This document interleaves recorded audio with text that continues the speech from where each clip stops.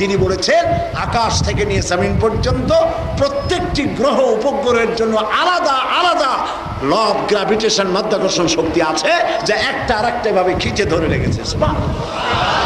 সূর্য ছিটকে পড়তো, চন্দ্র ছিটকে পড়তো, তারকাসমূহ ছিটকে পড়তো, সব একটার সাথে আরেকটা এভাবে আল্লাহ তাআলা ধরে রেখেছেন। সুবহানাল্লাহ। আমি আপনাদের কেমনি বুঝাই, এই যে একটা ব্রিজ, এই ব্রিজটা আমার এই পৃথিবীটা 25,000 বর্গ মাইল, 25,000 মাইল হলো এটার পরিধি। এটা হইতে পারে একটা ব্রিজের মতো। আপনি বলবেন কেমনি হবে 25,000 মাইল একটা ব্রিজের মতো? আপনি দেখেন পৃথিবীর যে মানচিত্র, পৃথিবীর মানচিত্র আছে ঘরে আপনাদের? এই মানচিত্রে বাংলাদেশের জায়গা কতটুকু দেখেন পৃথিবীর মানচিত্রে? জি, তৈমুর ভাই ভালোই বলেছেন, একটা কলমের নিট ধোয়া যায়, এর থেকে বড় না।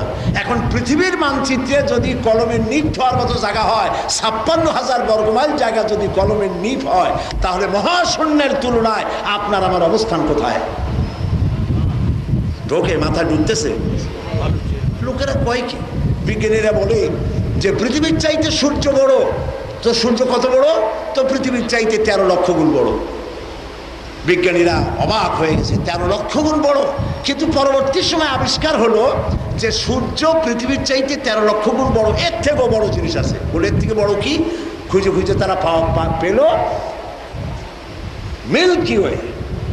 সেখানে সাথে পথের মধ্যে এমন অনেক তারকা আছে যেগুলোকে ঘোস্ট স্টার বলা হয়, দৈত্য তারা। এই দৈত্য তারার খাসিয়ত কি, তার ক্ষমতা কি? বিজ্ঞানীরা বলছেন যে এই বিরাট বিরাট যে তারকাগুলি আছে মিল্কি ওয়ের মধ্যে, তার এক একটি তারা যে সূর্য পৃথিবীর চাইতে 13 লক্ষ গুণ বড়, এইরকম 2.5 থেকে 3 কোটি সূর্য খাইয়া হজম করতে পারে। বিজ্ঞানীরা মনে করলো তাহলে এই তারাই সব থেকে বড়, আর কিছু বড় নাই। খুঁজতে খুঁজতে তারা দেখলো যে না, আরো বড় আছে। আমরা তো খালি তাবিজ খুঁজি। আরে কপাল, আহারে।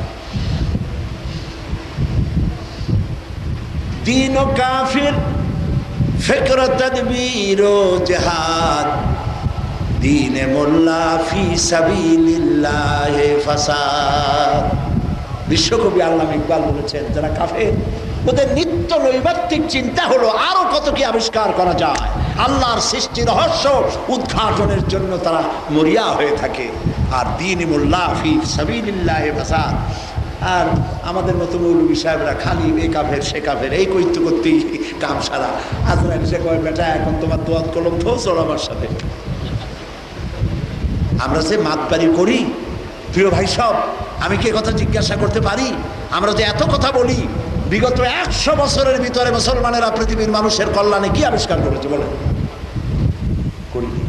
এক সময় ঘড়িটা আমরা আবিষ্কার করছিলাম। এই ঘড়ি আমরা আবিষ্কার করেছি। আমরা বাড়ি আবার মনে করি না যে জামাত ইসলাম আবিষ্কার করছে।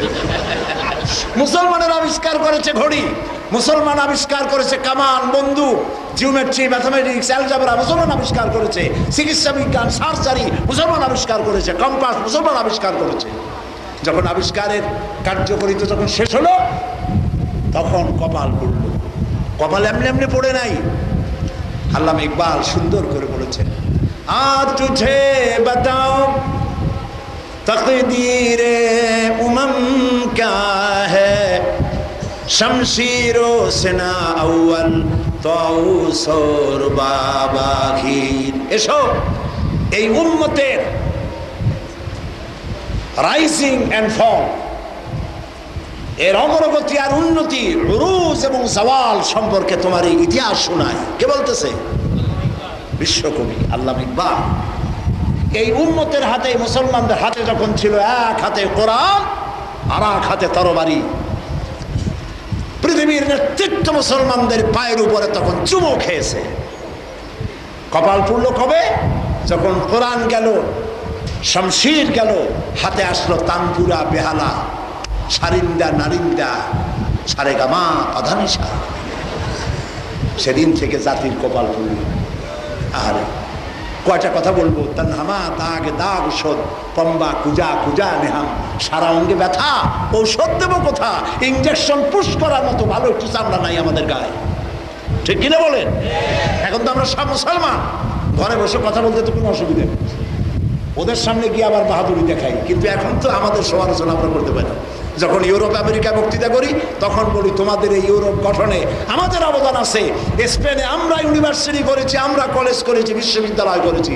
যখন ডেনমার্ক, সুইডেন, যখন জার্মান, নেদারল্যান্ড, আশেপাশে সুইজারল্যান্ড, প্যারিস, ফ্রান্স, পর্তুগাল, আশেপাশের দেশগুলি আমাদের ইউনিভার্সিটি দেশে লেখাপড়া তোমরা করেছো, সেদিন আজ ফুরায় গেছে। আয় গুলিস্তান উন্দুলুস ও দিন হ্যায় ইয়াদ তুঝকো থা তেরি ডালিউ মে জব আশিয়া হামারা। হে স্পেনের অলিগলি, সেদিনের কথা ভুলে যেও না যখন মুসলমানদের পদচারণা হতো এই তোমার এই জমিন থেকে। আজ সেই দেশে আমরা পরবাসী হয়ে গেছি। 800 বছর আমরা রাজত্ব করেছি স্পেনে। 711 খ্রিস্টাব্দ থেকে শুরু করে 1498 খ্রিস্টাব্দ পর্যন্ত টানা 800 বছর আমরা রাজত্ব করি স্পেন, ফ্রান্স এবং পর্তুগাল। 500 বছর পর প্রথম মসজিদে আজান হলো। 1498 খ্রিস্টাব্দের পরে একটানা 500 বছর স্পেনের কোনো মসজিদে আজান হয় নাই। মসজিদগুলি সব শরাবখানা, থিয়েটার, সিনেমা, বায়োস্কোপে পরিণত করেছে তারা। এই 500 বছর পর প্রথম গত অগস্টের 4 তারিখ একটি মসজিদ মুসলমানেরা তৈরি করছিল। 4,50,00,000 ডলার খরচ দিয়েছে সৌদি আরব এবং আরব আমিরাত। সেই মসজিদে নামাজ উপলক্ষে তারা পৃথিবী থেকে কিছু লোক দাওয়াত করছিল। তার মধ্যে বাংলাদেশ থেকে আমার মতো একটা ভাঙ্গাছেড়া লোককেও তারা দাওয়াত দিয়েছিল। তো ওইখানে গিয়ে তাদেরকে এরকম শোনাই। আজ তো ঘরের মধ্যে পাইছি, সেই জন্য বলতেছি। আমাদের এক সময় খুব সুনাম ছিল, আমরা এক সময় বাদশা ছিলাম, আর এখন আমরা ক্লিনার হয়েছি। কপাল পুড়েছে এখানে, কথা বুঝতে পেরেছি? যাই হোক, আমরা মহাশূন্য ছিলাম, আবার চলেন সেখানে। বিজ্ঞানীরা তালাশ করলো, বুঝলো সূর্য বড়, তারপরে বললো তার থেকে তারা বড়। এইবার তারা কি বলছে? বলছে না, তার থেকেও বড় জিনিস আছে। সেটা কি? তারা আবিষ্কার করে পেল, সেটার নাম ব্ল্যাক হোল। ম্যান হোল না, কিন্তু ব্ল্যাক হোল। ব্ল্যাক হোল কি? বিশাল অন্ধকার এক কূপ, অনেক বড়। কত বড়? বিজ্ঞানীরা বলছেন যে সূর্য পৃথিবীর চাইতে 13 লক্ষ গুণ বড়, আর যে সূর্য